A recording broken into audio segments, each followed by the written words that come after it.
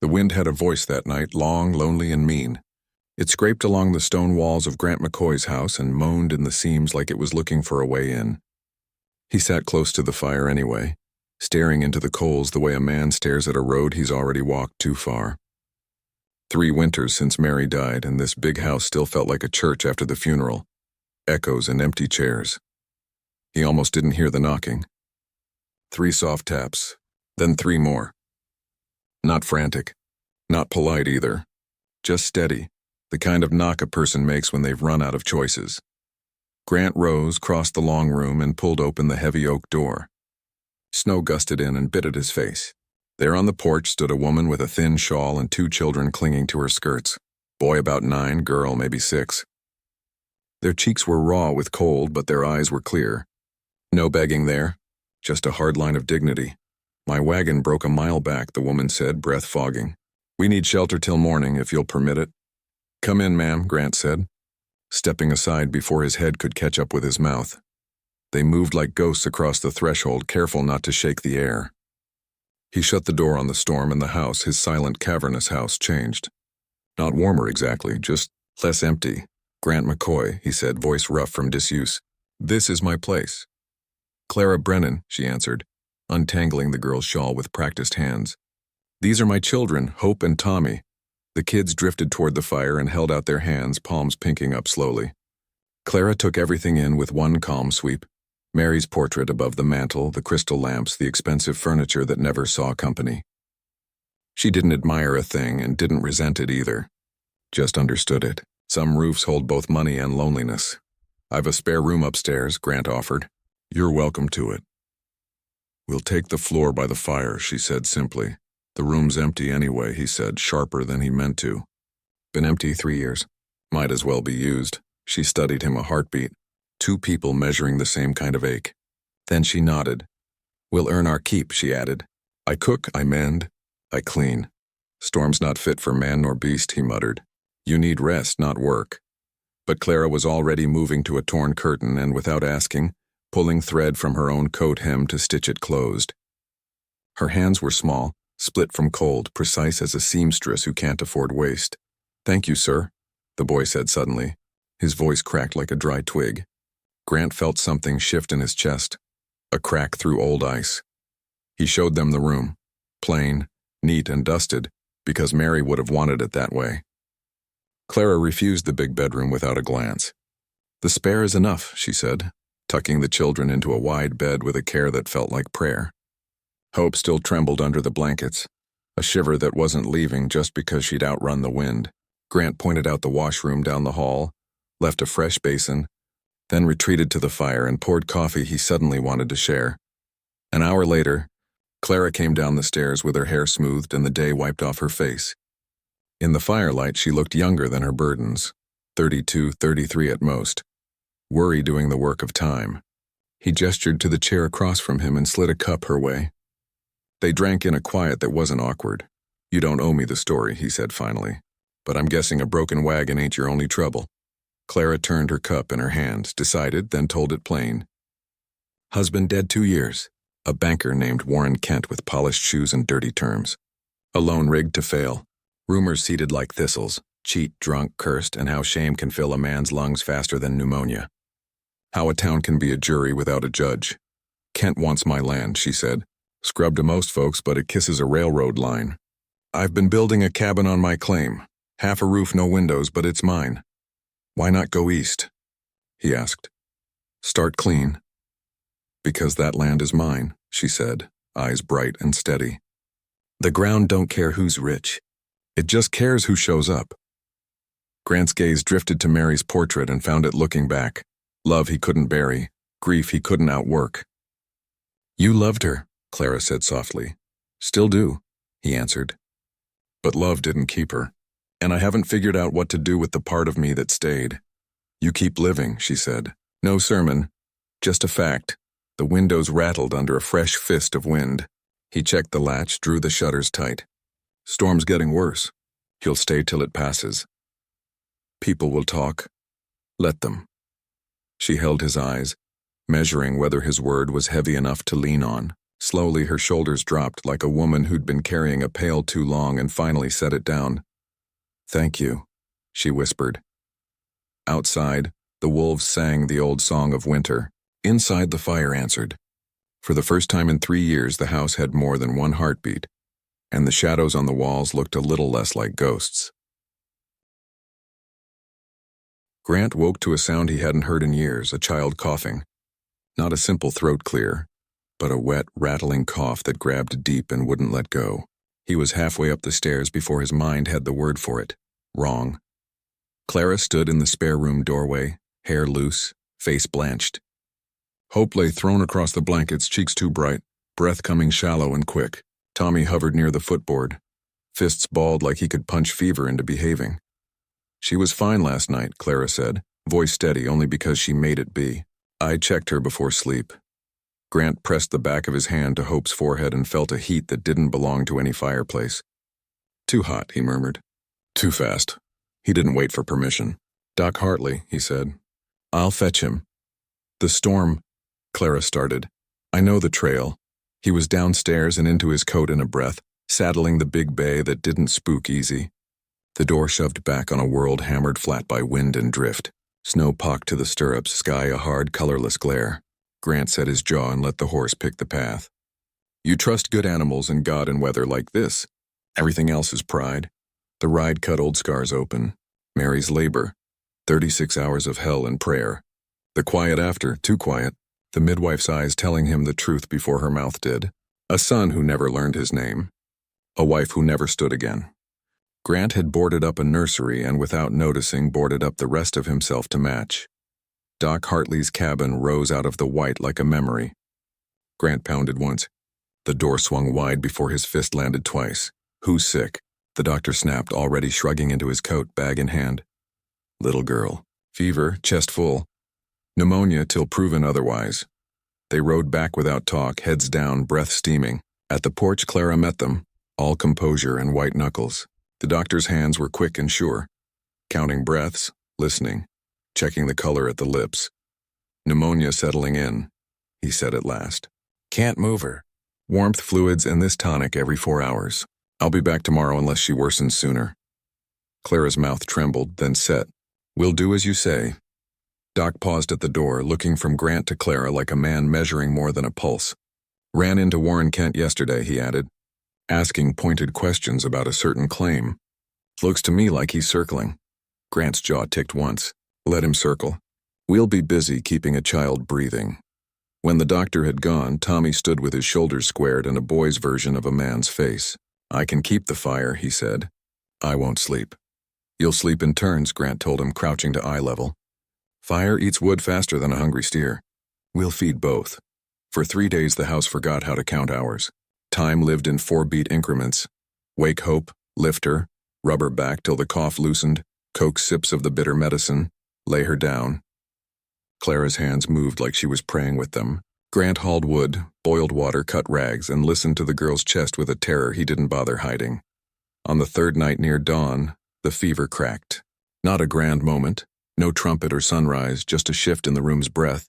Hope's skin cooling from furnace to warm bread, her lungs laboring less like drowning and more like work a child could finish. Clara sat back on her heels and put her face in her hands. No tears. Just a sound like a knot loosening. "Thank you," she whispered, not looking up.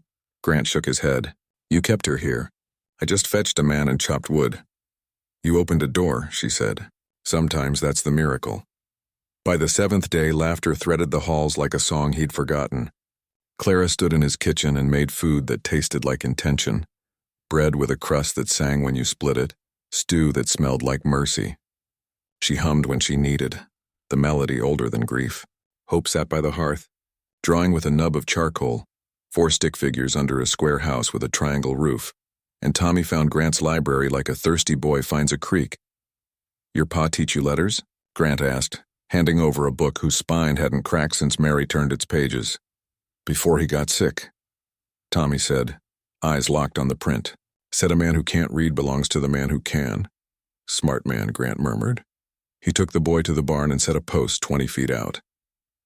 "Rope's more patience than muscle," he said, demonstrating the throw and snap. Tommy missed. Missed again. On the 10th, he threw the rope down. Can't yet, Grant said. Can't do it yet. The next loop settled, clumsy and perfect. Tommy's grin burned off half a winter. Hope's picture found its way to the breakfast table. Who's this tall one? Grant asked, pretending not to see his own hat tilt in the drawing. You, she said, like there was never another answer. He folded the paper along its soft creases and slid it into his Bible. Between psalms that talked about valleys and shadows and a shepherd who didn't scare easy, when he looked up, Clara was watching him. She didn't smile. Didn't need to. The look said they were carrying the same side of the log now. Not everyone liked the weight shared. Pete, his foreman, came to him near the corral fence, words careful, boots not. Boss, town's talking. Hands heard it too. I gave my word, Grant said, plain as a fence line. They stay. I figured you'd say that, Pete replied, relief loosening his shoulders. Just wanted to be the man who told you to your face.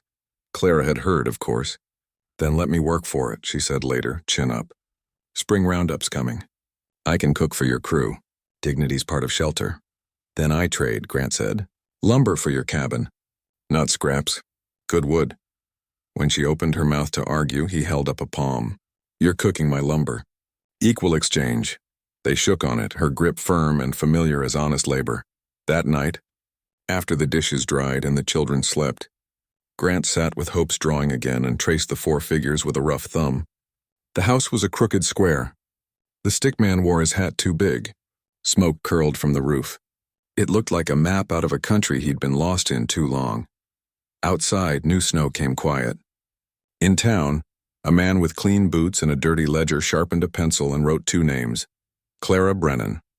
Grant McCoy. Problems to be solved. 2 weeks after the storm, Grant found Clara sitting awake near midnight, the fire down to coals. She stared into the embers like they were speaking a language only she knew. The house was quiet except for the soft breathing of children behind a closed door upstairs. Can't sleep? He asked, pulling a chair beside her. She shook her head. Out at the claim there's always wind. Coyotes, the roof board settling. Here it's just quiet, too quiet. Silence has its own weight. Grant poured 2 small glasses of whiskey. Good stuff, the kind he only brought out when winter bit too deep. He handed one to her. Mary used to say the ranch was too big to fill with just 1 pair of footsteps, he said. I didn't notice it until she was gone. Then it echoed. Clara didn't drink. She just wrapped her fingers around the glass for warmth. When my husband died, the town ladies came by in pairs. They said they were praying for me. Said grief would make me humble. Clara's voice was level, almost detached. Then they started asking how long I intended to keep his land. Told me a woman living alone attracts sin, invites judgment. The preacher's wife told me God was punishing us, that I must have shown pride somewhere. Grant stared at the fire. That's cruelty with a Bible verse pinned to it. Clara's eyes flickered. I wanted to believe they were wrong, but when enough voices say the same thing, you start checking your reflection for the curse they swear is there. Grant looked at her fully then, not at the thin shawl or the tired shoulders or the hands calloused to rawness. He looked at the woman who'd built a cabin with her grief instead of letting it bury her. That's not cursed, he said. That's surviving. Clara's throat moved once. Then she looked back at the fire. You built this ranch for the same reason, she said quietly. To outrun something. The truth hit like a hammer swung clean. Yes, Grant admitted. I thought if I made the ranch bigger, if I worked until my bones screamed, it would drown the missing. But it didn't. It just made more silence. Then you knocked on my door. And? She asked, softer than any whisper the storm had carried. And your children reminded me I wasn't buried yet. The fire cracked. Clara's breath shivered once. She leaned just a fraction closer, not touching, just near enough that he could feel her warmth. The smallest movement, the loudest message, I'm scared, she said. If I let myself hope again, it'll be taken away like before, he nodded. I've been scared for 3 years. He took her hand, not gently, not hesitantly, but like 2 people holding the same rope to keep from falling. Her fingers tightened back. For a moment there was no ranch, no town, no gossip, no winter. Just 2 worn-out souls leaning toward spring. Then Grant stopped, pulled back just enough to look her in the eyes. Not like this, he whispered. Not while the town talks like wolves at a door. You deserve better than a whispered love in shadows. Clara's eyes held his, steady, not wounded. Grant, she murmured, you think I care what they say? I do, he said, because respect matters, and because I want to stand beside you in the open. Silence again, but not empty this time. Thick. Deep. Clear. Clara withdrew her hand slowly. You're a good man, Grant McCoy. Trying to be, he answered. They sat there until the fire turned to ash. Outside, the moon carved pale light over snow and pine. And on the ridge beyond the ranch, a lone rider watched the house with the patience of a man who has nothing to lose. Warren Kent. His horse stood, still. His ledger was tucked under his arm. He saw light in Grant, McCoy's window where there had been none for 3 years, and he smiled, small and mean, the kind of smile that comes before trouble. The church ladies struck on a Sunday. Clara had taken Hope and Tommy into town for simple things: flour, thread, a bit of salt pork if prices weren't too high. Hope was finally well enough to ride, her small hand tucked in Clara's as they walked through the general store door. The bell chimed bright, cheerful, nothing like the tension that settled when people noticed them. Whispers traveled like wildfire, quick, hungry, pleased. Clara kept her back straight, chin level. Hope skipped beside her, humming some tune Grant had taught her while repairing fence posts. Tommy trailed behind, eyes sharp, protective as a grown man. Clara had survived far worse than whispers. But cruelty has a way of choosing its moment. Near the fabric counter, Mrs. Pelton, the banker's wife, stepped into Clara's path. She wore lace gloves and the expression of a woman who enjoyed delivering bad news with a church smile. "Mrs. Brennan," she said sweetly, "how nice to see you out." Her voice carried just loud enough for the store to hush. Clara met her gaze evenly. "Mrs. Pelton." "We've all been concerned," another woman added, appearing at her side. "About your situation?" Clara forced her voice to stay even. "My situation?" "Living under Mr. McCoy's roof," Mrs. Pelton said, letting each word glide like oil over stone. "Unchaperoned. With children present. Surely you understand how that appears." Heat rose up Clara's neck. Hope's hand tightened in hers. "I took shelter in a storm," Clara said. "My daughter was dying. Mr. McCoy offered help." "Nothing more." "Of course," Mrs. Pelton murmured, sympathy dripping like poison. "But appearances do matter. Respectability does matter, especially for a widow in your circumstances." The unspoken word hung heavy. Cursed. Clara felt something inside her, the part that had held on through storms and hunger and loneliness, tremble. But she didn't step back. She didn't bow her head. "Respectability?" Clara asked softly. "If your idea of respect comes from gossip and cruelty, I'll gladly go without it." A ripple went through the room. Harsh breaths. Quick whispers. Eyes wide. The store door swung open. Grant McCoy stepped inside, snow still in his dark hair, shoulders broad beneath his Sunday coat. The room shifted around him like gravity moving. He saw Clara, then the circle around her, then the tightness in her jaw. Mrs. Pelton smiled like a cat that had planned this moment. "Mr. McCoy," she trilled. "We were just discussing Mrs. Brennan's reputation. We thought you might clarify the nature of her presence in your home." The room froze. Men, women, children. Everyone waited. Grant's jaw worked once, like he was grinding down a stone behind his teeth. He looked at Clara, really looked, and something flickered in his eyes. Shame, conflict, fear. Not fear of her, fear of the town. His voice, when it came, was measured. "Mrs. Brennan has been a guest in my home," he said, "and there has been nothing improper." Clara's stomach dropped. He hadn't defended her character. He hadn't claimed her dignity. He hadn't said, "I respect her" or "I stand with her." He'd only said enough to keep his hands clean. Mrs. Pelton nodded smugly. "Of course. Thank you for clarifying." Hope's small hand trembled in Clara's. Tommy stared at the floor. Clara swallowed hard. Then she said, "Clear enough for the whole store to hear. I'll be leaving your home tonight. Mr. McCoy, we wouldn't want there to be any further misunderstandings." Grant stepped forward. "Clara, good day, sir." She walked out. She didn't look back. Hope followed, clutching Clara's coat. Tommy squared his shoulders like a little soldier and walked behind them. Outside, the winter sun was blinding. Clara's boots crunched sharply across the snow. Behind her, through the glass window, Grant stood motionless. Mrs. Pelton touched his arm with a self-satisfied smile. "You did the right thing," she said. Grant didn't answer, but something broke in him with the quiet, awful sound of wood splitting deep inside a house frame. A house built on loneliness. A house that suddenly felt colder than the storm Clara had survived. The house felt different without Clara and the children. Not empty. Empty had been familiar. This was worse. This was hollow. Like something had been removed that was supposed to stay. Clara packed quietly that night. No tears, no trembling.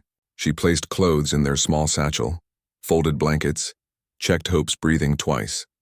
Tommy helped without speaking, jaw tight the way a boy's gets when he's trying hard not to cry. Grant stood in the doorway of the spare room like a man gripping the edge of a cliff. "Clara." "Listen, there's nothing to explain," she said, tucking Hope's scarf into her coat. "You told them exactly what they needed to hear. That's not fair, and it's true. And that's worse." Her voice didn't shake. That was what gutted him. She didn't yell, didn't accuse, didn't plead. She had stopped hoping. Grant reached out, then stopped himself. "At least let me ride with you to the cabin." "No," Clara said softly. "I walked into your home with dignity. I'll walk out with it." She passed him, Hope on her hip, Tommy close beside her. The door shut behind them with a softness that felt like a blow. Grant stood there long after they disappeared. Down the snowy road the fire crackled. The portrait of Mary stared back from the mantel.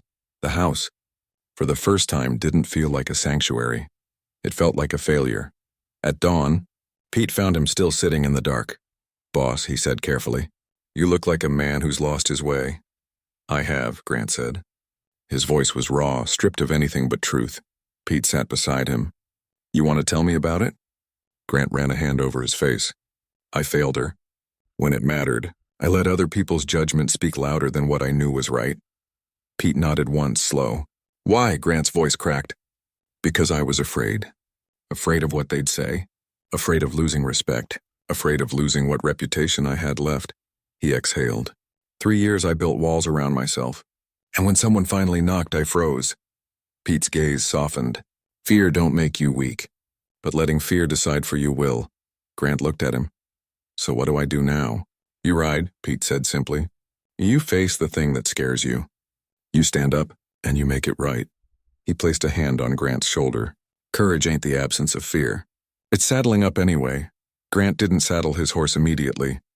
First he rode to the hill, the one with Mary's grave. Snow lay like quiet cloth over the earth. He knelt hat in hand. "Mary," he whispered, voice splintering. "I failed them, like I failed you. I stayed silent when I should have spoken. Protected my comfort instead of a woman who needed someone to stand by her." His breath shook. "I don't know if I deserve forgiveness, but I'm asking anyway." The wind answered without warmth. "You're gone," he said, "but I'm not, and I can still choose."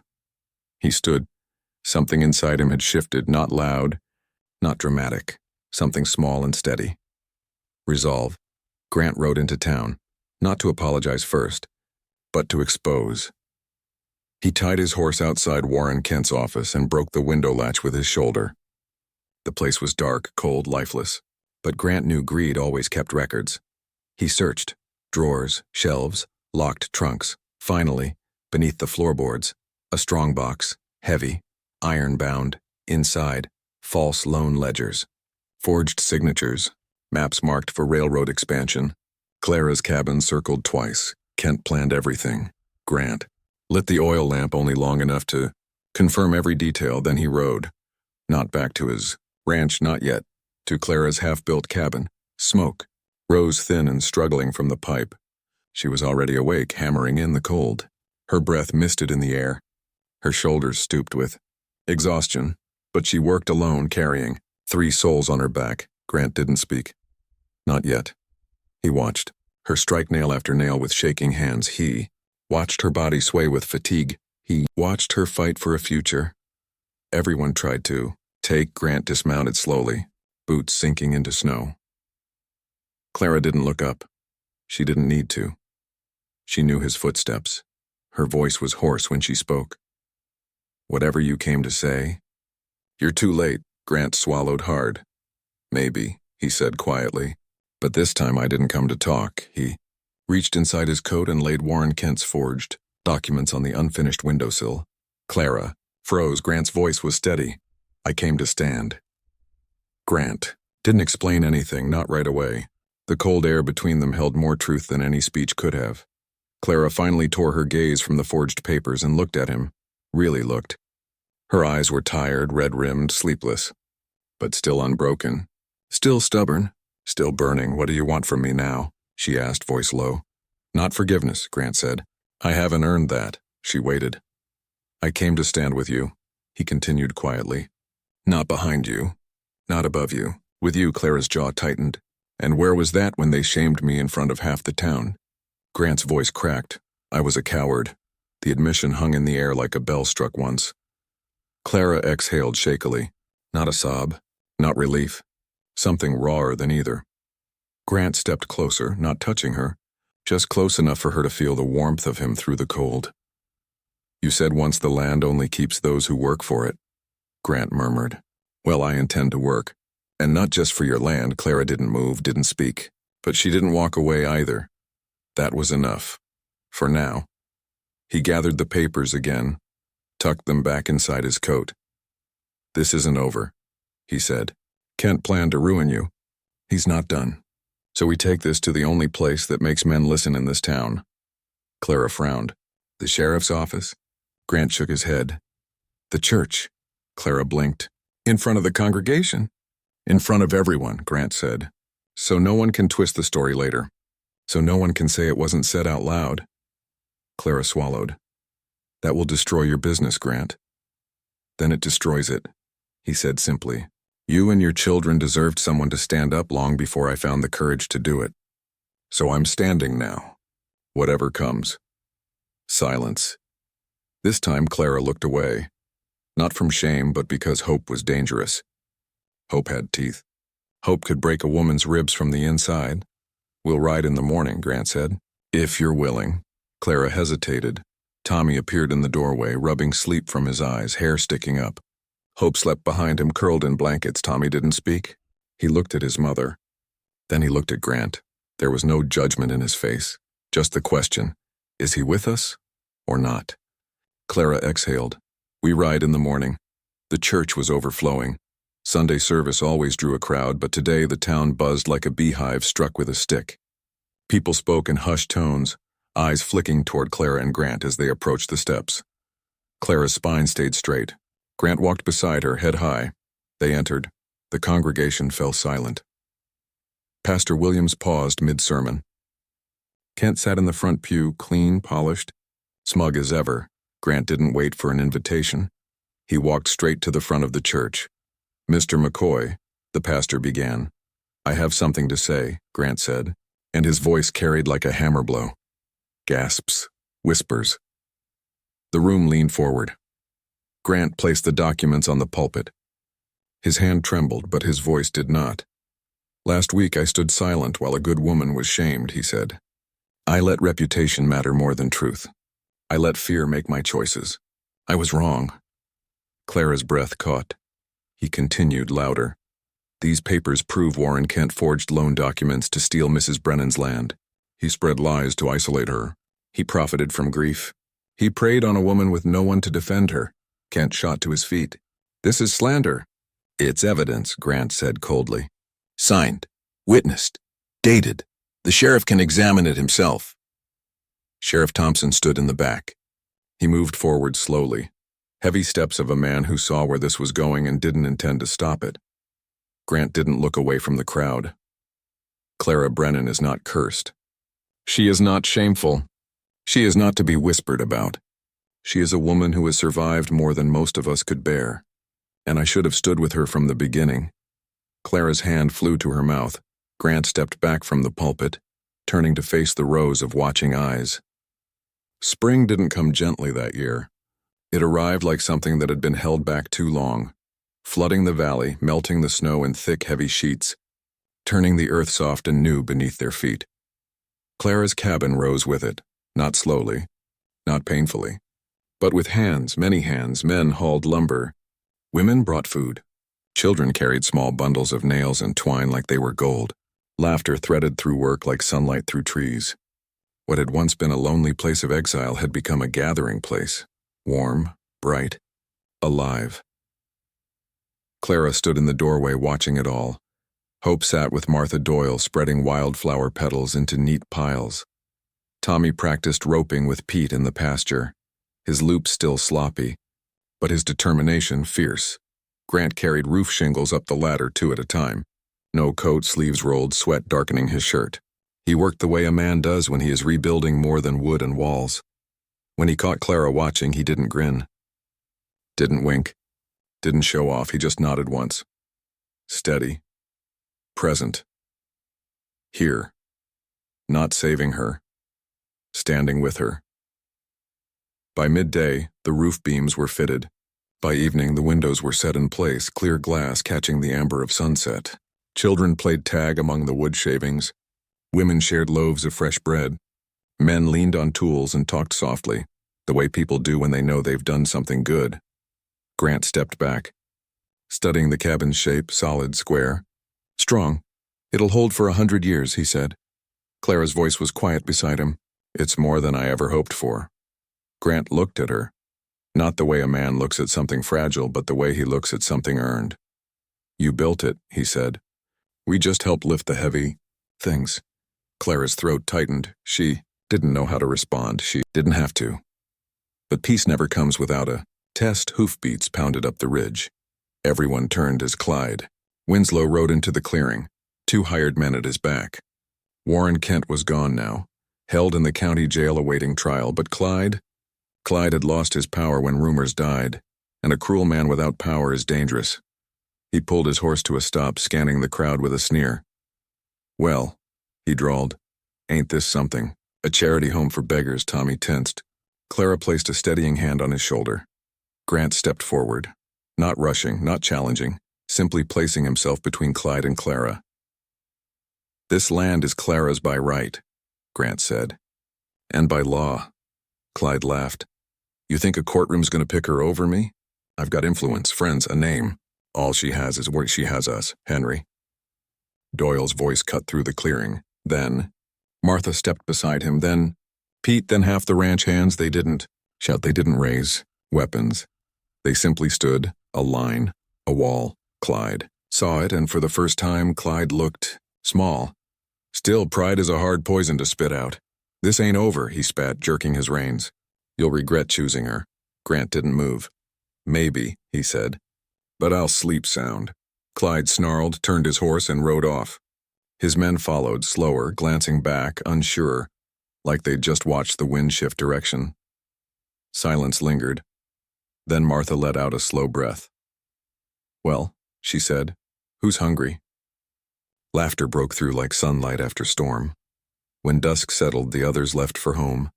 One by one, wagons rolled away, horses' trots fading into the valley. Soon it was just Grant and Clara standing in the doorway of her finished cabin. The air smelled like fresh wood and spring mud. Firelight flickered through the windows. The land stretched wide and quiet before them. No more running. Grant said softly, "No more standing alone." Clara replied. He turned toward her slowly, deliberate. He did not reach for her hands. He asked with his eyes first. This time, she didn't look away. Their hands met, work-worn, scarred, steady, no trembling, no hesitation, just truth.